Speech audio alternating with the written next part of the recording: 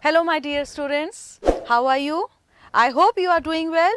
So let us start with a new science chapter, class 8th, crop production and management. So are you guys ready with this chapter? Let us see what we are going to study first in this chapter. So first here we'll talk about the introduction part, then we'll discuss about some agriculture practices including some crops, various types of crops like Kharif crop and Ravi crop. Then we'll discuss about the basic practices of crop protection, the preparation of soil, how we prepare soil for the agriculture for production of crop. Then we'll talk about what implements are used for agriculture practices. We have plow, we have hoe, we have cultivator. Then we'll talk about something sowing, adding manure and fertilizers that increases the neutrality of the soil. Later we'll talk about the irrigation and various methods including the traditional method and the modern method. And finally we'll talk about the protection from weeds, harvesting, it includes the storage, and ultimately what are the food that we obtain from animals. So a huge chapter but very interesting. Let us start this chapter. So we all knows that food is one of the very important condition for human being. We require food for our living. If we do not eat food for long, we cannot survive. So we can say that all living organisms require food. So when we talk about food, here you can say some different food particles, like in terms of the cereals, pulses, in terms of milk product, in terms of juices, in terms of fruits, in terms of vegetables, and even in terms of some food that we obtain from animals in terms of the meat and the flesh. So we know that the food is very important for our living. We cannot survive without food for long. So let us talk about this food. From where do we get this food? So we get the food from two sources. One is from plant and other is from animals. So plants, that means the fruits we eat, vegetables we eat, then cereals, pulses, there are so many things that we get from plant. And from animals, definitely from these animals we get milk. From animals like hen we get egg.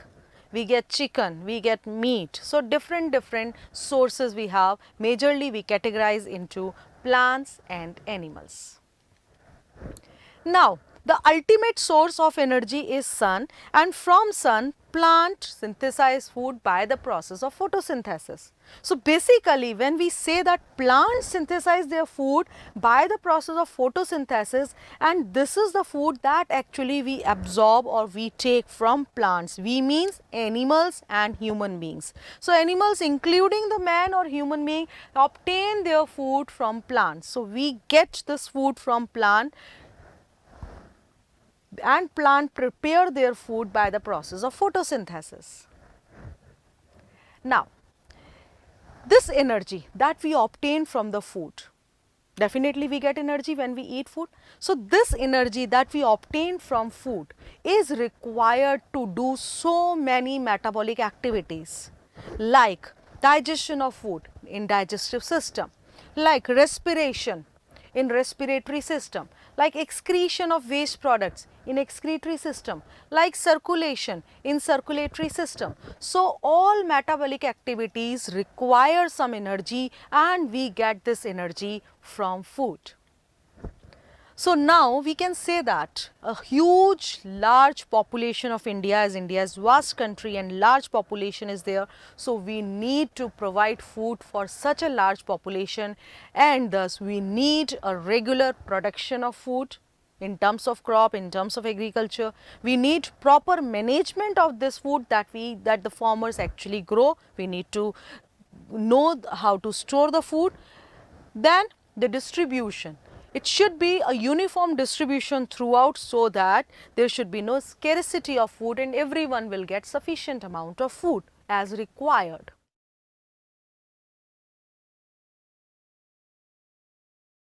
So let us talk about the agriculture practices, how to begin with the production of food in terms of crops.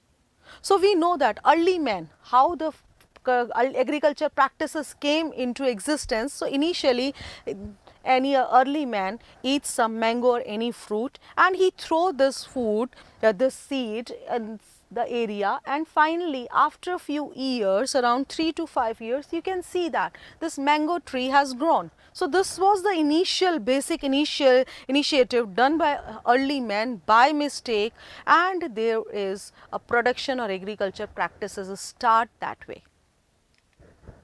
So this is about the agriculture practice till 10,000 BC, where people were nomadic and they were wandering here and there. They were moving from one place to another place in groups in search of basically food. And second is shelter. So once they come to know how to grow these plants from the seeds, they ate the raw fruits, they ate vegetables, and they started hunting animals again for food and definitely for shelter also.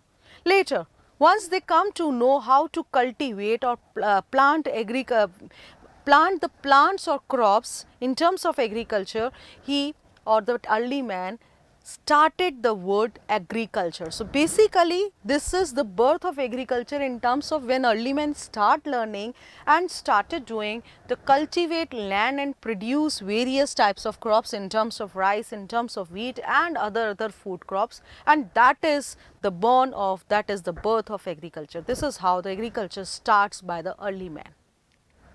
And nowadays we are having very advanced technology for this agriculture practices.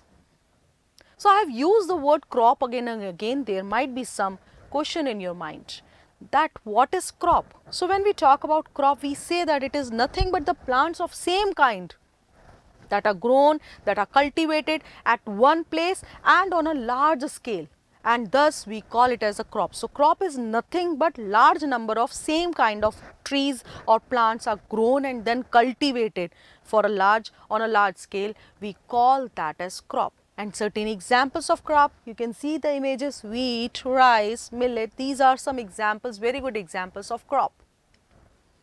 So different types of crops. The crop plants in terms of vegetables are produced according to our need. What do we need? If we want more vegetables, if we want more crops, so we grow or farmer grow according to the need. So different crop field, here you can see the images, and different cereals, even fruits, vegetables you can see in these images, and you can come to know, yes, all these we obtain from plants. And they need to be grown with good accuracy so that we can get good amount of these crops, these food items, so that a large population of India can get this amount of food and sufficient amount of food. And thus we require good technology so that we can proceed further for getting large amount of food with limited resources. So there are two types of crop. When we discuss about the crop, we majorly divide into two types of crop. One is the Ravi crop and other is Kharif crop. And here you can see the example of wheat as Ravi crop and rice or paddy as Kharif crop. Now there is a question, what are these types of crops? Let us discuss both these crops one by one.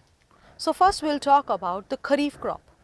We know that the Kharif crop basically has been sown or started in the month of June to September. That means basically they are sown in rainy season of India.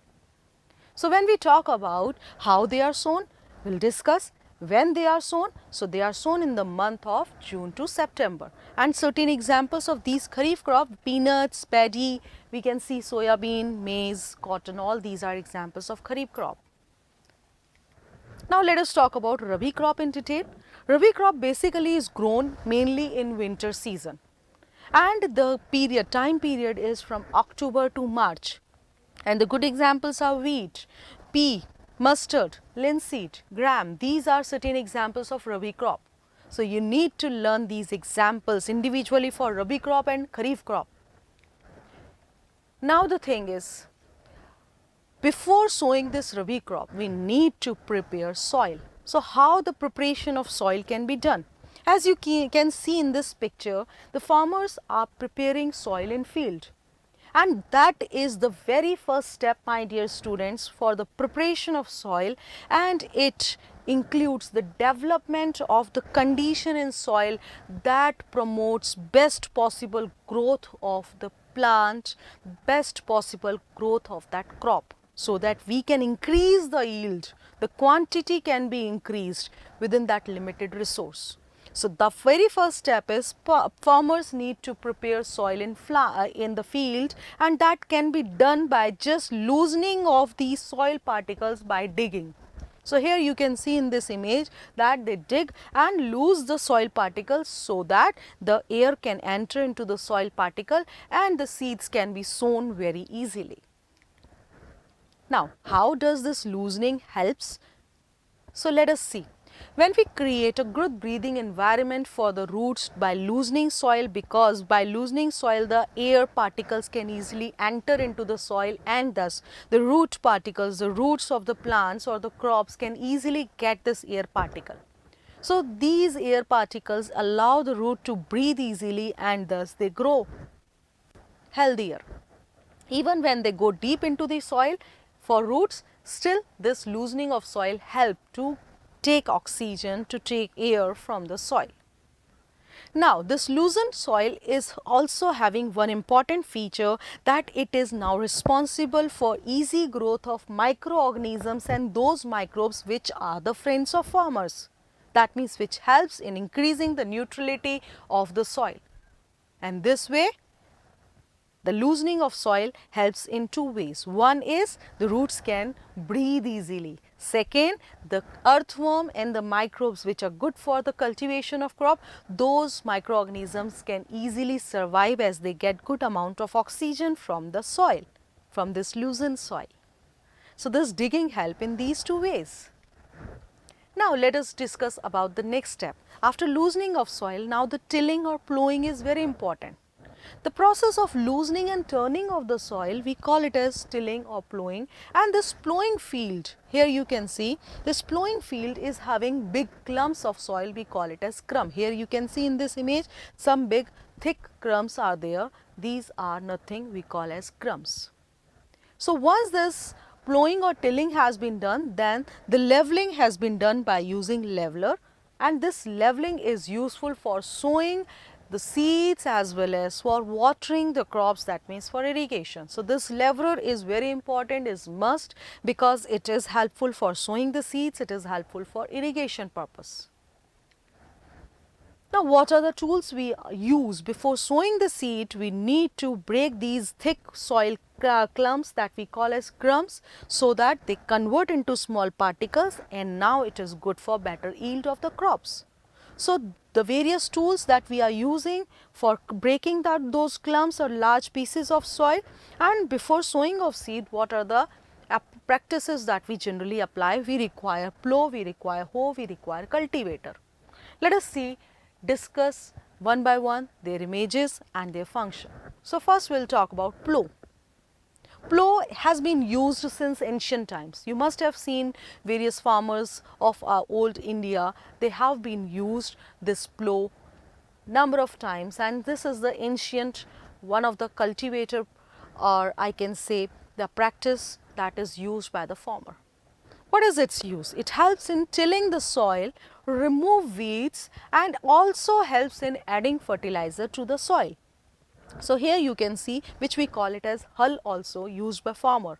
It is made up of wood and it is drawn by a pair of bulls, but not necessary we always use that wood plow. Nowadays we are using iron plow.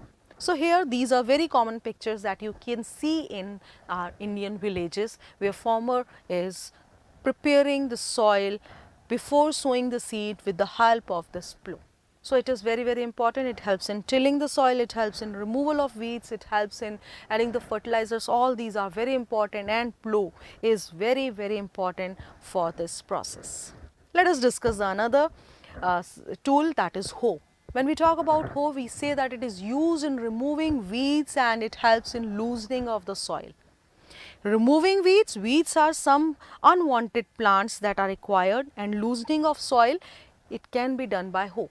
So it is nothing but like plow, it is also pulled by animals. So here you can see this is the image of hoe that is used for removal of weeds and loosening of soil. Next we have is cultivator. When we talk about cultivator, we say that the plowing or tilling is done by the tractor driven cultivator. So basically this tractor driven, or we can say this machine, helps to save the labor as well as time. It is much faster than the manual equipment. So this cultivator, hand driven or machine driven, both are used to plow the field. Though machine driven saves labor and time, so it is most efficient. It is more efficient as compared to the manual cultivator. To watch the complete video, download the Upbind educational app from Play Store and App Store.